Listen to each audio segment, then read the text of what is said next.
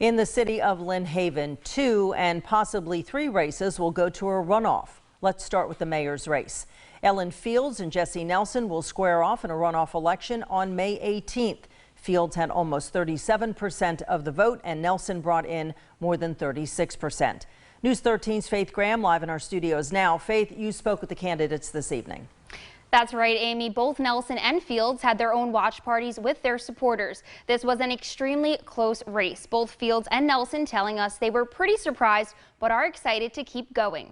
Fields hosted her watch party at O'Charlie's. She was surrounded by family and friends. Fields has lived in the city of Lynn Haven for nearly 4 years and previously worked as a private education principal and is a small business owner. She says she has enjoyed the entire campaigning process and is now trusting in the residents to officially vote her into office. I'm so excited. For everybody out there who did not vote the first time, please make sure you get out there and vote for me the second time, please. I'm counting on all of you. This is really important. I promise as mayor of Lynn Haven, I will not let you down and I will do such a good job for all of you. Her opponent, Jesse Nelson, hosting his watch party at Beef O'Brady's. Nelson is very involved with different organizations in the community and currently serves as the senior pastor of Macedonia Missionary Baptist Church. He says he is running because he cares for the community and thinks his leadership skills will allow him to lead the city in a positive direction. Again, it just makes me feel confident and again humble that people just thought I would be a great mayor for the city of Lynn Haven. And I'm also excited. It lets me know that I still have more work to do, but I have a solid foundation going into the runoff. Nelson is also a small business owner. He owns the Coastal Massage and Wellness Clinic in Lynn Haven. That was not the only runoff in Lynn Haven. Commissioner for Seat 3 also resulting in a runoff between Jamie Warwick and George Hines. Warwick getting 43% of votes and Hines getting 23% of votes. Warwick awaited the results at Victoria's Last Bite in Lynn Haven. He is an Air Force veteran and currently works at Tyndall in Program Acquisition Management. He says he is thankful for all the votes he received. Warwick says getting the amount of votes he did is encouraging and he is excited to hopefully serve the city.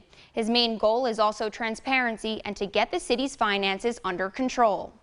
Well, one of my biggest concerns was the city debt. We're at about $70 million worth of debt, and we need to cut expenses and find ways to bring more revenue into the city.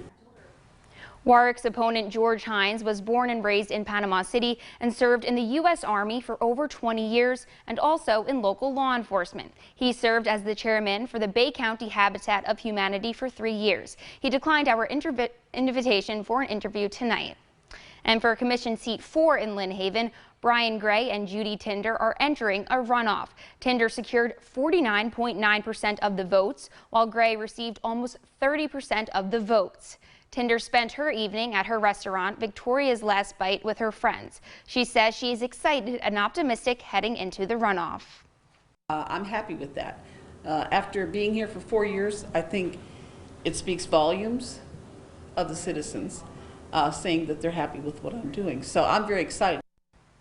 And Gray says he is at home quarantining and recovering from COVID-19, but despite his current illness, he is excited to listen to what people have to say through his social media pages. And God's really blessed us. My family and I are definitely on board to make a change in Lynn Haven, and the people have spoken, and together we can and will make Lynn Haven greater again. The Lynn Haven runoff election is scheduled for May 18th with all of these races on the ballot.